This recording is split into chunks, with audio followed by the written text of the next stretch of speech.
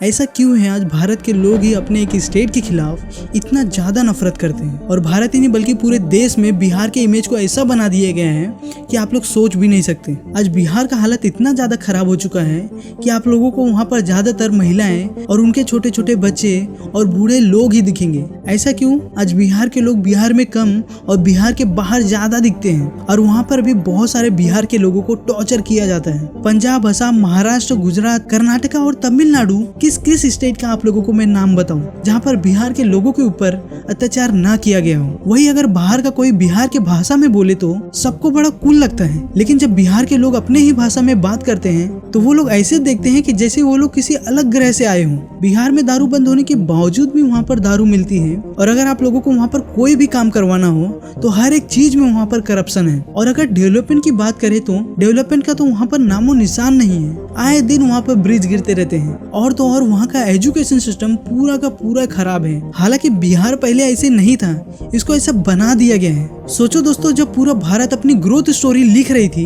तो बिहार सिर्फ 1% per annum से ग्रो कर रहा था। देखो, हम रा को रा बोलेंगे पर तुम इसे हमारी लाचारी मत कहना। बिहार के हैं हम, पर हमको बिहारी मत कहना, क्योंकि समाज में ऐसा फैला है बदहाली, बिहारी होना हो गया है गाली। और जानते हो ऐसा हम काहे कह रहे हैं? क्योंकि हम बिहारी होने का जिल्लत सह रहे हैं। और गर्जे कोई समस्या है तो इसका निवारण नहीं है, तुम्हें हो बस, इसका कोई दूजा कारण नहीं है। क्योंकि तुम ही हर बार इंसानियत को क्षेत्रीयता के तराजू में तोलते हो। मॉम डैड बिहार से थे, आई एम फ्रॉम दिल्ली बोलते हो। दोस्तों, आज के समय बिहार का एजुकेशन इतना ज्यादा खराब है कि आप लोग सोच भी नहीं सकते, क्योंकि वहाँ पर किसी टीचर को कुछ पढ़ाने आता ही नहीं। कुछ पूछे तो बोल नहीं पाते, कुछ लिख नहीं पाते, तो वहाँ के बच्चे को एजुकेशन कहाँ से मिलेगा। लेकिन हाँ, वहाँ के बच्चे को एजुकेशन मिले या ना मिले, उन टीचर को सैलरी जरूर मिलती है, वो भी 40-50 हजार रुपए महीने, और उनको आता क्या है? कुछ भी नहीं। तो दोस्तों, ये हालत बना के रखा है बिहार के एजुकेशन सिस्टम को। लेकिन बिहार में एक सर है जो गरीब से गरीब बच्चे को पढ़ाते हैं, वो भी कम पैसों में। उनका नाम है खान सर। और अगर दोस्तों पहले के बिहार के एजुकेशन सिस्टम की बात करें तो बिहार पहले पूरी दुनिया का शिक्षा का केंद्र हुआ करता था। बाहर देश के लोग यहाँ पर आते थे पढ़ने के लिए, वो भी भारत के नहीं बल्कि पूरी दुनिया के लोग यहाँ पर आते थे एजुकेशन लेने के लिए। जैसे कि Korea, Japan, China, Tibet, Indonesia, middle east, Turkey और बहुत सारे देश के लोग नालंदा में पढ़ने के लिए आते थे। और इसी महान पावन भूमि से कितने महान लोग निकले हैं। जैसे कि जैन धर्म और बौद्ध धर्म का जन्म बिहार में हुआ। दुनिया की सबसे पहली और पुरानी यूनिवर्सिटी नालंदा यूनिवर्सिटी बिहार में ही था। दुनिया को राजनीति और कूटनीति पढ़ाने वाले चाणक्य बिहार के ही रहने वाले थे, और रामायण लिखने वाले वाल्मीकि भी बिहार के ही मिट्टी से थे, और पूरी दुनिया को सर्जन का ज्ञान देने वाले सुश्रुत भी बिहार से ही थे, और दुनिया को गणित का ज्ञान देने वाले आर्यभट्ट भी बिहार के रहने वाले थे। और तो और बिहार के महान सम्राट अशोक बिहार से ही थे, और इसीलिए हमारे भारत के झंडे में अशोक चक्र लगा हुआ है। और तो और सिख धर्म के आखिरी गुरु गोविंद सिंह का जन्म बिहार में ही हुआ था। तो सोचो दोस्तों, बिहार से कितने महान लोग आए थे और उनका इतिहास कितना ज्यादा महान है। लेकिन आज का बिहार इससे कई ज्यादा अलग है। अब चलिए दोस्तों समझते हैं कि बिहार का डाउनफॉल कब से चालू होता है। जब से मुगलों का राज आया, सबसे पहले बख्तियार खिलजी ने नालंदा की लाइब्रेरी को जलाया, जिसमें लगभग 3 लाख से ज्यादा बुक थे। इसके बाद ब्रिटिशर्स ने बिहार के नहीं बल्कि भारत के जितने भी गुरुकुल थे उन सभी को बर्बाद कर दिया और बिहार के किसानों के ऊपर ज्यादा से ज्यादा टैक्स लगाया, जिससे किसानों की हालत बहुत ही ज्यादा खराब हो गई। अब क्योंकि बिहार बंगाल प्रोविंस का हिस्सा था तो बिहार का सारा टैक्स कलेक्ट करके बंगाल में लेकर चले जाते थे और बिहार के किसानों को कोई भी फैसिलिटी नहीं देते थे। तो इसी की वजह से बिहार के लोग अंग्रेजों के खिलाफ बहुत ही बड़ा आंदोलन करते हैं, जिससे होता क्या है 1912 में बिहार को बंगाल से अलग कर दिया जाता है। लेकिन फिर भी उस समय बिहार के अंदर बहुत बड़े लेवल पर जमींदारी चल रही थी, जिससे किसानों का जीना मुश्किल हो गया था।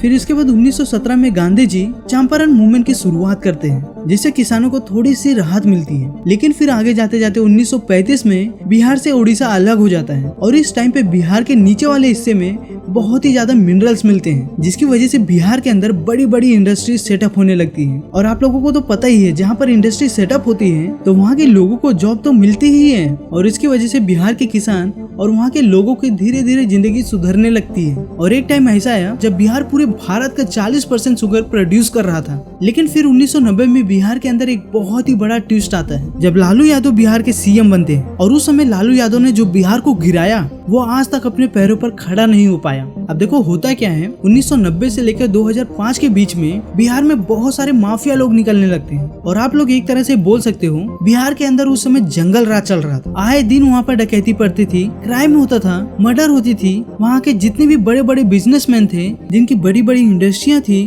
उन लोगों को किडनैप करना चालू कर देते थे। और अगर वो लोग पैसे नहीं देते थे तो वो लोग उनके बच्चों को किडनैप करना चालू कर देते थे। और इसी की वजह से वहाँ के जितने भी बड़े बड़े लोग थे वो लोग अपने नाम के आगे कास लगाना बंद कर देते थे, ताकि उनका और उनके बच्चों का किडनैपिंग ना हो। और आप लोगों ने नोटिस किया होगा बिहार के कई लोगों का नाम दो दो बार आता है। अब क्योंकि उस समय लालू यादव बिहार के सीएम थे तो उनके टेन्योर में लोगों को सैलरी नहीं मिलती थी। आए दिन न्यूज़पेपर में छपते रहते थे कि 6-6 महीनों की सैलरी गवर्नमेंट ने रोक रखी है। फिर इसका पता लगाया जाता है कि आखिरकार ये गवर्नमेंट का पैसा जा कहाँ रहा है। जब सीबीआई इसका इन्वेस्टिगेशन करती है तो पता चलता है कि पशु विभाग के नाम पर फर्जी डॉक्यूमेंट भर के सरकारी खजाने से 940 करोड़ रुपए निकाला गया है। और इतना पैसा उस समय बहुत ही ज्यादा हुआ करता था। और ये पैसा निकाला किसने था? उस समय के sitting chief minister Lalu Yadav ने। और ये बिहार का अब तक के सबसे बड़ा घोटाला है, चारा घोटाला। अब क्योंकि लालू यादव को मालूम पड़ गया था कि ये बात अब भारत में आग की तरफ फैल गई है और वो गिरफ्तार होने वाले हैं, तो लालू यादव सबसे पहले करते क्या है, सीएम के कुर्सी से रिजाइन करके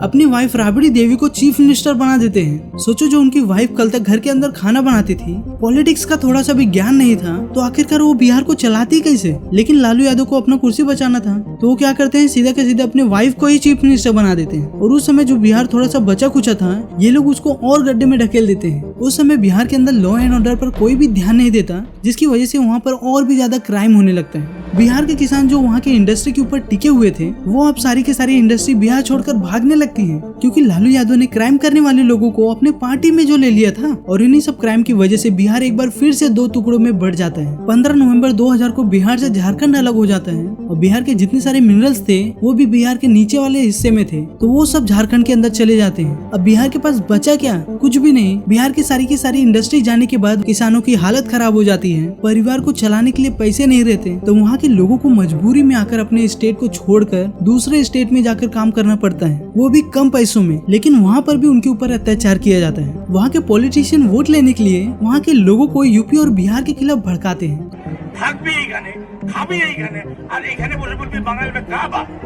बिहार में सब पता 4 साल बिहार এখানে বসে ক্ষুদিরামের আগুন কে জাগাতে হবে। আপনাকেও কিন্তু সোচ্চারে বলতে হবে, এক বিহারি 100 बीमारी चाहिए ना, बांग्ला के बीमार मुक्त करो। तो वहाँ के लोगों के अंदर यूपी और बिहार के खिलाफ नफरत पैदा होने लगता है। तो इसी की वजह से आज भी हर एक स्टेट से ऐसे वीडियोस आते हैं। और ये लोग मारेगा हम लोगों को। हम गवर्नमेंट से एक ही प्रार्थना करते हैं कि हम लोग को इंसाफ मिलना चाहिए। हम लोग हिंदी वाले हैं, कहीं पे काम करते हैं, अगर गाली देता है, माँ बहन को गाली देता है, समझे? आया था लोग, सबको खाना खिलाए हैं, ठीक है ना सर? हमारा एग्जाम है, मजबूरी में हम इस होटल में काम कर रहे हैं। हमको माँ बहन को गाली देकर गया है लोग। हाँ, हिंदी वाला क्या गाली है क्या? यहाँ पे हिंदी वाला को गाली देगा? बताइए, हम सबको कितना अच्छा से आदर सम्मान से खिलाते हैं। हाँ, हिंदी वाला गाली देगा? बात बिहारी गाली है, अगर बिहारी गाली है तो आओ। और ये सब गलती किसकी है पता है? सबसे पहले गलती है भोजपुरी फिल्म इंडस्ट्री की, जो यूपी और बिहार के लोगों की इज्जत खराब करके रखा है। दूसरी गलती है वहाँ के करप्ट पॉलिटिशियन लोगों की, और उससे भी ज्यादा बड़ी गलती है बिहार के लोगों की, जो अपना कीमती वोट ऐसे भ्रष्ट नेताओं को देते हैं। 2005 में जब नीतीश कुमार सीएम बनते हैं तो लोगों को लगने लगता है कि अब बिहार थोड़ा सा बदलेगा, और काफी हद तक नीतीश कुमार बिहार को बदलते भी हैं। लेकिन आज नीतीश कुमार को 18 साल हो गए हैं, बिहार अभी भी वैसा का वैसा ही है। न ही वहाँ रोड अच्छे हुए, न ही कोई इंडस्ट्री आई, और तो न ही वहाँ पर कोई भी इंफ्रास्ट्रक्चर डेवलपमेंट हुआ। बस वो सिर्फ कुर्सी पर बने रहना चाहते हैं। दोस्तों, अगर बिहार को पूरी तरह से बदलना है तो योगी आदित्यनाथ जैसा पॉलिटिशियन बिहार के अंदर लाना ही होगा, तभी बिहार को बदला जा सकता है और वहाँ की संस्कृति और कल्चर को वापस लाया जा सकता है। तो दोस्तों, आपका इसके ऊपर क्या कहना है कमेंट में जरूर बताएं, और ऐसे इंफॉर्मेटिव वीडियो देखने के लिए हमारे चैनल को सब्सक्राइब करें, और मिलते हैं आपको नए इंफॉर्मेटिव वीडियो में। तब तक के लिए जय हिंद, जय भारत।